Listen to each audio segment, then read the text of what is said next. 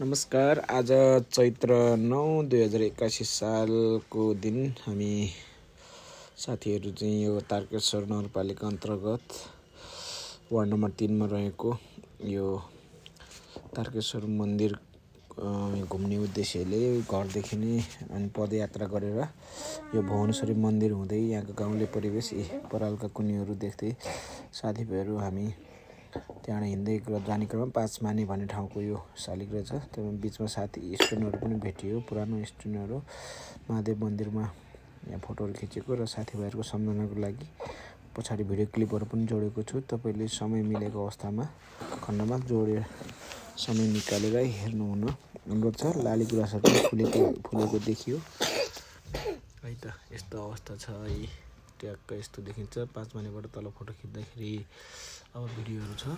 नमस्कार है, यो चाहिँ यो तारकेश्वर नगरपालिका अन्तर्गत यो 3 नम्बर अन्तर्गत यो 5 माने भन्दो रहेछ, तर यो 3टा आकृतिको माने टाइपको माने भनेको चाहिँ यो विशेष गरी जनजाति अथवा तामाङ समुदाय अन्तर्गत चाहिँ यो मान्छेहरूको एउटा देहान्त पश्चात एउटा राख्ने एउटा स्मारक जस्तो हो। यहाँ चाहिँ मानेको हिसाबले माना आकारमा बनाएको देखिन्छ। 3टा चाहिँ देख्न सकिन्छ। यहाँ 5 माने भन्ने चलन छ, तर 2टा चाहिँ किन थिएन किन छैन भन्ने कुरा चाहिँ मलाई थाहा भएन। यो जहाँसम्म लाग्छ कुनै कारणले अर्को 2टा चाहिँ भत्केको हुन सकिन्छ है। यस्तो अर्थ यो देखिन्छ। हाम्रो साथीहरू यस्तो अवस्थामा छ। हामी आज शनिबारको दिन साथीभाइहरू भेटघाट भएर सर्लक्क घुमफिरको लागि आइरहेको अवस्था हो। तपाईँहरू पनि काठमाडौँमै बस्नुहुन्छ भने छोटो दूरीमा यात्रा गर्न सकिने तारकेश्वर नगरपालिका अन्तर्गत बाइपासबाट र 3 पिप्ले हुँदै लगभग 15-20 मिनटको यात्रापछि यो ठाउँमा आउन सकिन्छ। सबैलाई धन्यवाद छ। नमस्कार। यस्तो छ। यो चाहिँ तारकेश्वर मिनी हाइकिङ भनेर पनि यसरी हिँड्न सकिन्छ भनेर यहाँ तपाईँलाई आवश्यक पऱ्यो भने स्क्रिनसट हेरेर त्यसै धन्यवाद।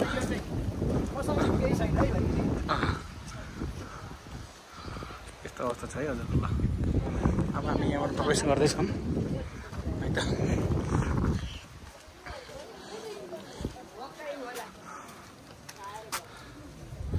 यस्तो अवस्था छ है। स्वागतम। अब हामी अगाडि साथीहरू भेट्नु भएको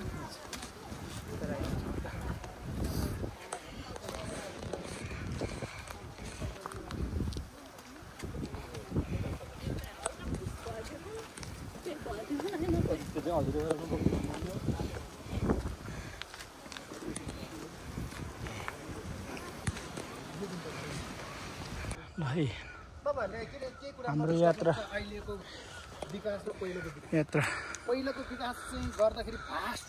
बहुत जटिल छ। हाम्रो जारी छ है।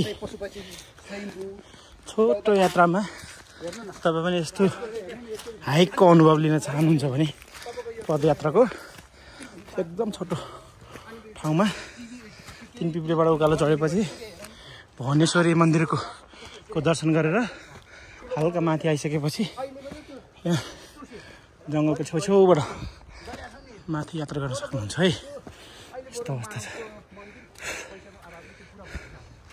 हेर्नुहोस्, चिल्लो खान सजिलो, मिठो, पचाउन चाहिँ गाह्रो छ है हजुरको। यस्तो अवस्था छ।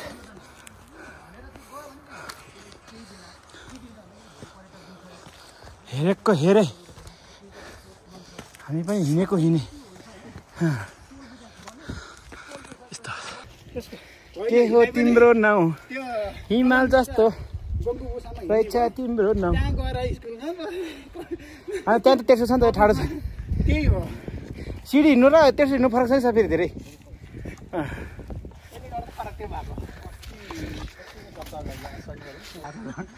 नमस्कार है, फेरि नमस्कार गर्न चाहे। अहिले हामी तारकेश्वर मन्दिरको यात्रामा छौँ। तारकेश्वर बसेको त धेरै वर्ष भयो। मलाई चिनेको मान्छे भेट्छ जस्तो लाग्थ्यो, आज भेट्यो है। पर उहाँले मलाई चिन्नुहुन्छ चिन्नुहुन्न थाहा छैन।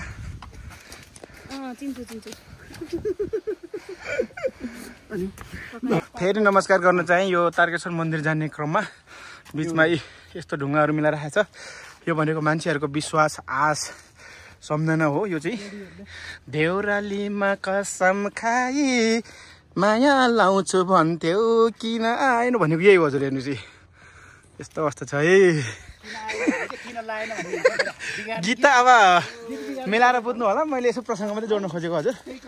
ल है त धन्यवाद। फेरि हाम्रो यात्रा जारी छ है हजुरको। ल छोटो मिठो क्लिप जोडेर जान्छ है हजुर। तारकेश्वर यो मेन रोडलाई छोडेर हामी अब तारकेश्वर मन्दिर माथि उकालो चढ्ने क्रम आउँदो रहेछ। यहाँ ठ्याक्क यहाँ शिवजीको मूर्ति पनि रहेछ। यहाँ तारकेश्वर धाम एक परिचय भनेर पनि यहाँ लेखेको एउटा जानकारी छ, बडापत्र जस्तो परिचय कार्यपत्र। काठमाडौँ उपत्यकाको उत्तरपश्चिम पर्ने शिवपुरी नारदुला निकुञ्ज भित्र र सुरम्य वातावरणमा रहेको महत्त्वपूर्ण तीर्थको रूपमा तारकेश्वर मन्दिर रहेको छ।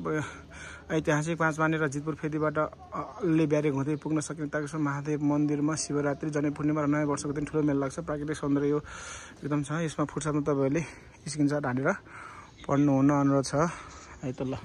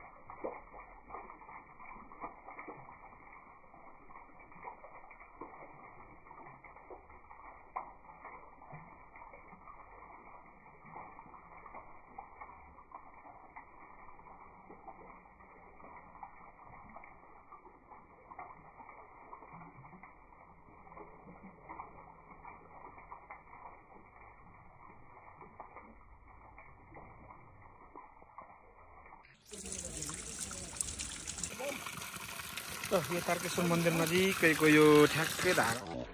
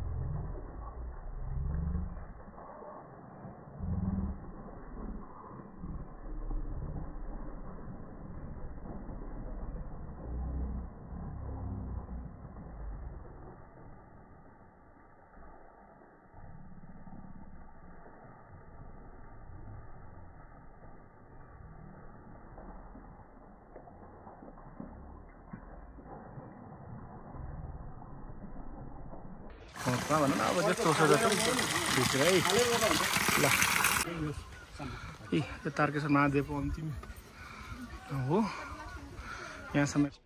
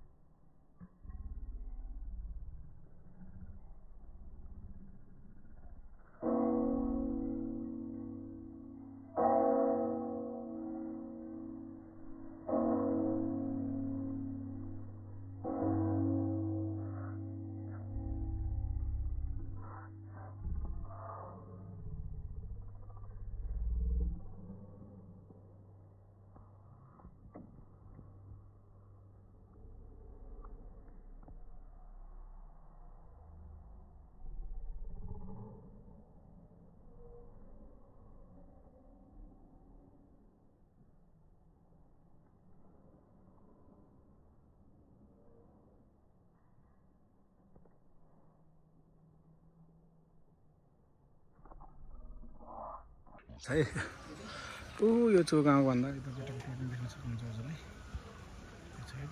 है यो तारकेश्वर मन्दिर भनेको यही हो हजुर यो 5 माने 3 पिप्लेबाट हल्का माथि तपाईको 5 माने हुँदै आउने ठाउँमा रहेछ तपाई तारकेश्वरमा बस्नुहुन्छ भने 3 पिप्लेबाट लगभग आधी घण्टा 45 मिनेटको पैदल यात्राबाट यो मन्दिर दर्शन गर्न सक्नुहुन्छ अब जुन देवताको नामबाट नगरपालिकाको नामकरण गरिएको छ अवसर मिल्यो भने समय मिल्यो भने यहाँ आएर हजुर भिजिट गर्नु होला एकदम पहाडको माथि टुप्पोमा छ यहाँ एकदम सिस्टमेटिक तरिकाले ग्रिलहरु राखेको छ त्यस्तो कुनै खतरा छैन समय मिलाएर अवश्य दर्शन गर्नु होला अनि यो ठ्याक्क यहाँ खोज पनि रहेछ अनि यहाँ हाम्रो साथीहरु पनि भित्र यहाँ दर्शन गरिराख्नु भएको छ यस्तो अवस्था छ है थ्यांक यू ल है तारकेश्वरको मेन मन्दिर यो भ्याक्क पहाडको खोजमा यस्तो छ पारिबाट यस्तो यो ढुङ्गाको खोज हो कि पिलर हो यो कन्क्रिट हो कि के हो यहाँ यस्तो छ है हजुरको यहाँ पुरा मार्बल बिछाएर राखेको छ ट्याक्क लाएर यहाँ नमः शिवाय यही हो मेन ठाउँ है हजुरको। ट्याक्क लाएर यो धार्मिक हिसाबले धेरै महत्त्व छ। ल है बहिनी, ल ठिक छ। यहाँ यस्तो अवस्था छ हजुरको। घन्टी पनि बुझाइएको छ।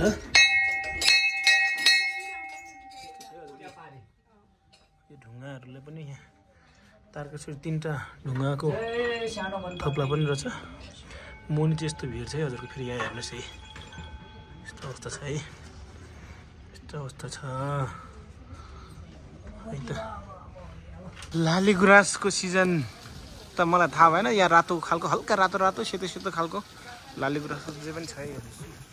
अझै यहाँ अलिकति बाहिरबाट छ, यो कुटी रहेछ। यो एउटा मात्रै बोर्ड रहेछ, फेरि अरू छैन रहेछ।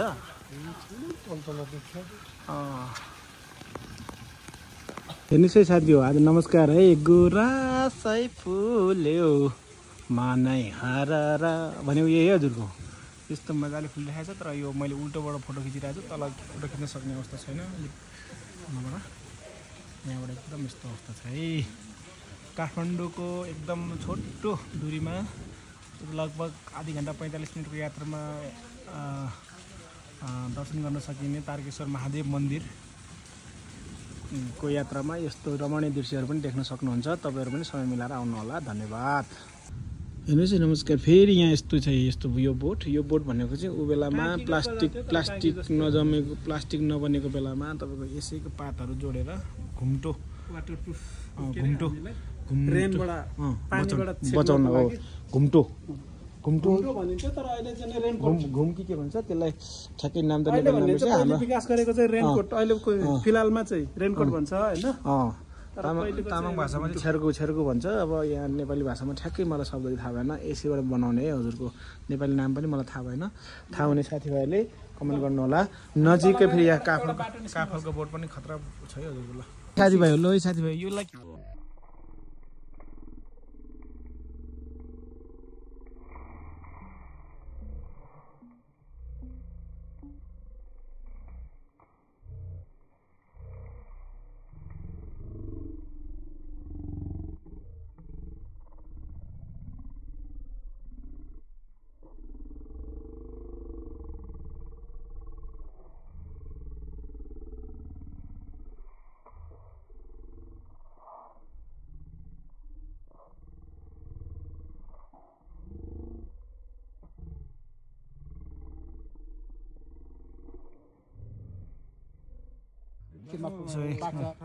तारकेश्वर मन्दिरको दर्शन गरिसकेपछि मन्दिरबाट सिधै तेर्सो फेरि जितपुर फेरि निस्किने क्रममा छौँ हामी। ठ्याक्कै यही बिचमा एउटा खुला ठाउँ रहेछ, त्यहाँबाट यस्तो दृश्य देख्न सक्नुहुन्छ। अब यहीँतिर बस्ने पश्चिमेन्दाहरूले चाहिँ ठाउँ पनि गेस गर्न सक्नुहुन्छ होइन। नभए हामी त मोटामोटी त्यही कुरा अवस्था भयो। अहिले भोलि अलिकति सिजन सुकेको बेलाको अवस्था छ। अब हरियाली बेलामा आयो भने यहाँ एकदम धेरै रमणीय ठाउँहरू देख्न सक्नुहुन्छ है त। तपाईँहरू पनि काठमाडौँ नजिक हुनुहुन्छ भने फुर्सदमा भिजिट गर्नुहोला। नमस्कार, धन्यवाद। यस्तो छ है। हामी चाहिँ फेरि म चाहिँ यस्तो अवस्थामा छु। साथीहरू यस्तो अवस्थामा नमस्कार है, नमस्कार। यो धेरै अगाडि म हाम्रो अहिले गङ्गाजमुना 5 को वडा अध्यक्ष कुमार बहादुर अधिकारीसँग म यहाँ आएको रिपोर्टिङ गरेको बेलामा त्यो ठाउँमा अहिले यस्तो अवस्था रहेछ है। माथिबाट पहिलो छ, त्यो माथिको यतापट्टि चाहिँ भुवनेश्वरी मन्दिर, अहिलेको जङ्गल हो। माथि बत्ती छस्स देखाएको तारकेश्वर मन्दिर हो। यस्तो छ है। ल हामी जितपुर फेरि आएर पनि त्यहाँबाट तेर्सो लागेर 3 पिपलीतिर जाँदैछौँ। 3 पिपलीमा खाजा नास्ता गरेर त्यसपछि हिँड्ने। यहाँ त्यहाँबाट फेरि गाडी चल्ने थाहा भएको छ अवस्था छैन। यस्तो छ है। ल धेरै पछिको ठाउँ आएको खुसी लाग्छ। ल धन्यवाद।